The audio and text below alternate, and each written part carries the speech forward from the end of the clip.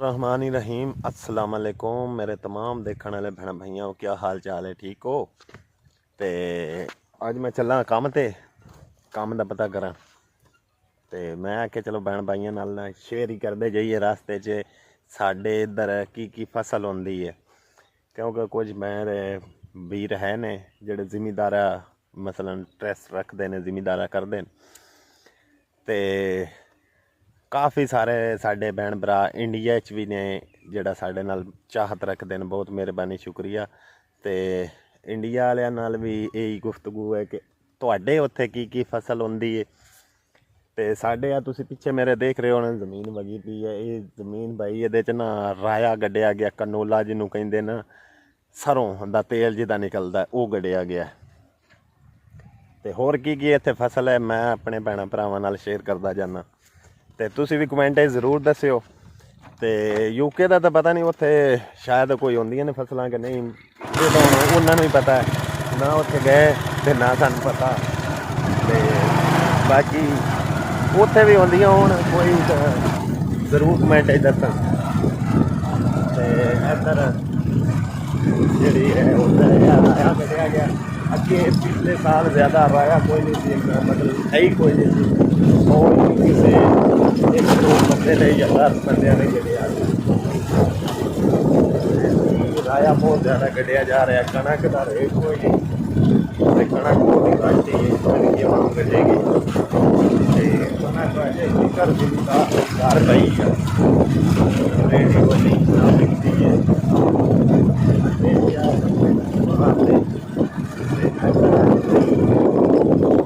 Rate चंगा है कि पंजाब के रेट जा रहे हैं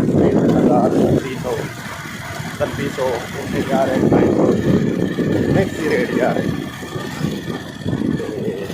इधर भी मक्की लगी छोटी भी है बड़ी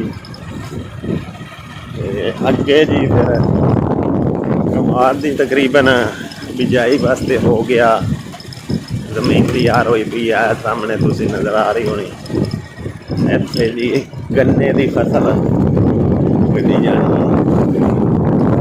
तोड़ फिगर तो नज़र आने काफ़ी मरबा डेढ़ गन्ने की फसल कटी शायद साढ़े नाल रब्ता किया शायद ठेका मुक जाए हो सकता है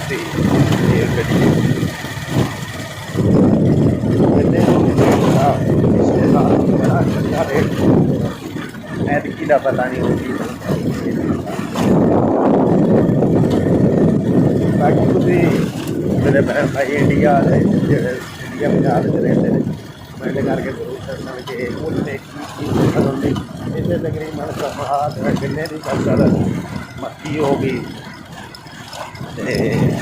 उस तो अच्छे फल सब्जियाँ ने आलू ज़्यादा इतने बीजा जाता है आलू को हट के मतलब दूसरे सब्जियाँ तो काफ़ी ज़्यादा जैसे कि गाँव काफ़ी ऐसे आ गए ठेके तो फसल अगड़ते हैं सब्जियाँ। बाकी है जरा जिमीदार जोटे जिमीदार ने उन्होंने हूँ फसल ज़्यादा कमा दी है कटे कणक ज़्यादा ही आम जी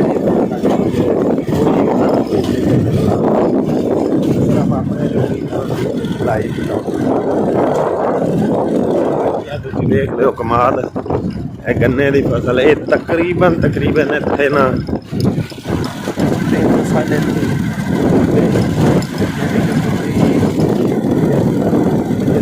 70 एकड़ जड़ा ना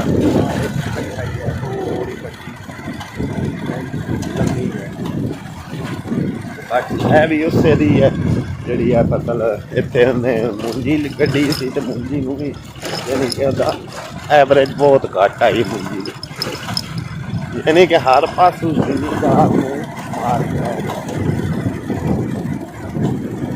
लेकिन अगर देखा जाए ना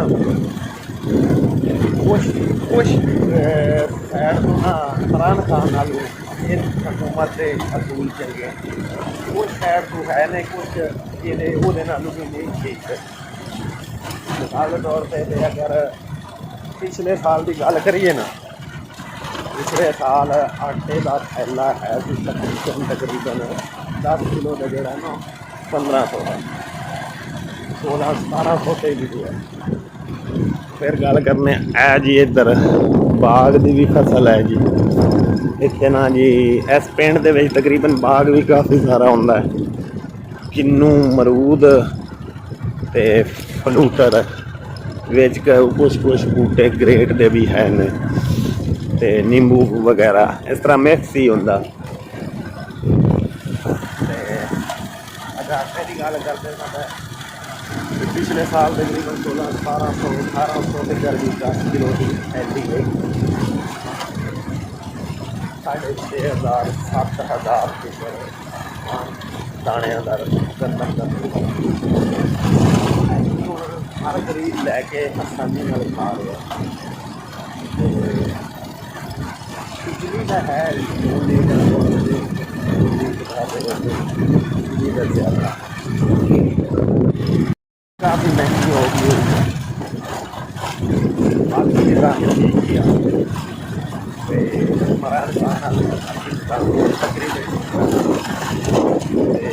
एक और है इमरान खान से पकड़ते अगर 6,000 6,500 खरीद लेता बनती थी लेकिन उससे हालत ऐसी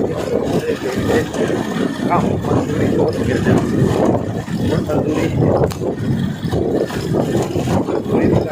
सारी गल है ज़्यादा कम जिमीदार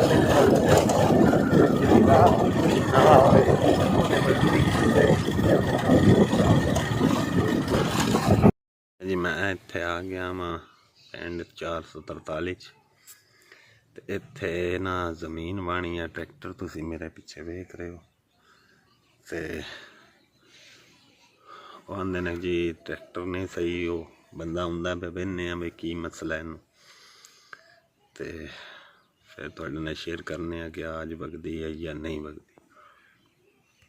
जी काम तो नहीं बनया क्योंकि उन्होंने ट्रैक्टर ही नहीं सही होया ते मिस्त्री भी कोई नहीं आया ते हुण चलना है घर चल के वेखने भाई की हिसाब किताब है, चल के पट्ठियां पुट्ठियां दा करने बाकी जो अल्लाह पाक ने रिज़क लिखिया हो इंशाअल्लाह मिलता ही रहेगा। ते बाकी अफसोस है कि अली दी पढ़ाई दा मसला बनया क्योंकि उनका बे फार्म नहीं बन रहा ते परेशानी उसकी है कि वह छोटा जहा बच्चा हो के दिहाड़ी काम पे करता है, बहुत अफसोस होता है। बाकी कोई नहीं मजबूरियां सब कुछ इंसान को कराइंदियां ने, अल्लाह पाक खैर करेगा। अज माड़ा टाइम है कल इंशाअल्लाह चंगा भी आवेगा, कोई नहीं अल्लाह पाक खैर करेगा। अल्लाह पाक दी उम्मीदां चंगे टाइम दियां रखनियां चाहिए क्योंकि अल्लाह पाक अगर माड़ा टाइम होंदा ना तो चंगा भी सोना रब जरूर लियाउंदा है।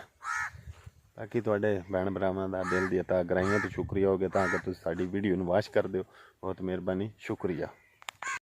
कि बाग चेक करो जी, इस बाग नूं हुण तिकर पियां गोडियां कीतियां ने, हुण तिकर इहदे च असां ही काम कीता सारा ते बड़ी चंगी हालत सी बाग दी, लेकिन हुण चेक करो काफ़ी डाउन हो गया। इंजो तोड़ तिकर 5 एकड़ है उत्थों तिकर ते 5 एकड़ इंदे अंदरली साइड ते इंज एक किन्नू दा बाग है जी, विच फ्रूटर भी है, मिक्स ही है। वो कहते ने ना उजड़ गए वो बाग जिनके लाखों माली थे। बागां वाला होना यानी कि इत्थे ना जमीन मंदी नहीं बाग में। बाकी सोना रब जेड़े घर च बच्चियां देता ना उस घर से भी सोना रब ज्यादा देता। कोई नहीं अल्लाह पाक दी नैशां होंदियां ने, नैशां तो बंदा रहना चाहिए, सोने रब का शुक्र करना चाहिए, इंशाअल्लाह सोना रब जरूर देगा। तो वो कहावत सुनी है ना कि उस्ताद दे थापड़े आख्या हा कि अजमैशा तो घबराए नहीं, खुद बामुकावत दिखता शानदावत नहीं, पर हौसला ढाए नहीं। कोई नहीं, हौसला नहीं ढाना चाहिए। इंशाअल्लाह अल्लाह के फजल करम नाल तुम्हारा तुम्हें रंग लाएगा, इंशाअल्लाह ज़रूर देगा। टाइम लग जाता है लेकिन सोना रब फरियाद सुनता है, ज़रूर सुनता है। बाकी दुआ कर दी करो मेरे भैन भरावो, बड़ा बेहद शुक्रिया। किसी मेरे भैन भरा साढ़े नाल नाराज़गी है भाई होंगे कि हाथ जोड़ के अर्ज करने कि भाई साढ़े कोई जो गलती हुई तो सानू माफ़ कर दो। इंसान गलती का पुतला है, गलती हो जाती इंसान को। भाई अगर किसी ने कोई भी गल कभी बुरी लगी हो तो भाई वो वास्ते हल रद्द करने उस गलती की माफ़ी दी जाए, इंशाअल्लाह ऐसा नहीं होगा जी। घर आ गया तो तकरीबन 3:30 का टाइम हो गया, 4 का। तो हम रोटी मैं के चलो खा लें तो फिर लै आने को पट्ठे शट्ठे। अज बड़े खुश ने, पता नहीं चेक करो।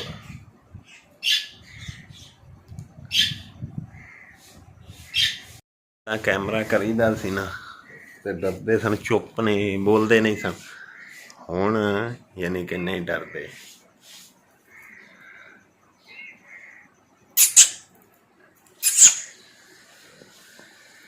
चेक करो जी,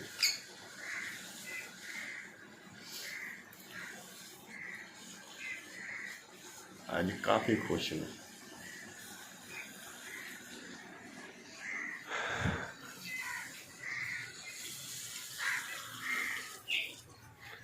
आमनू की करदा पिया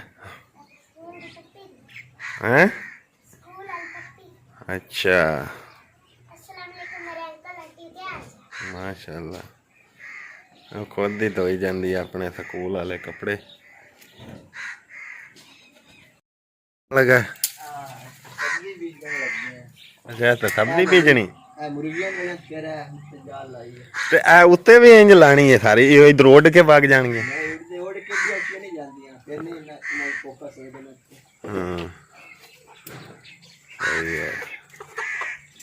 हाँ जी भाई जी, रोटी आ गई है। किसी मेरे बहन भाई ने खानी तो आ जाओ।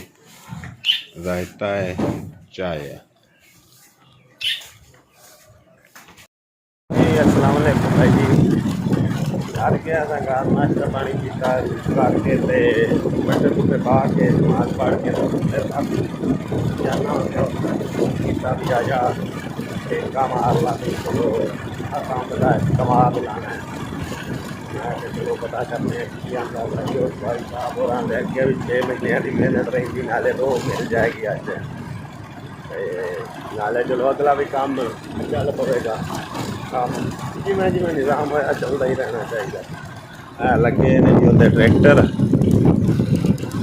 सामने तो नज़र आ रहे होंगे। सारी पहली तैयार हो गई उससे दी, उनके घर जाना है, पता करने हैं भी चाहिए शेयर करा। नाले मैं पट्ठे ले दातरी कपड़ा नाल ही मैं लै आऊँगा।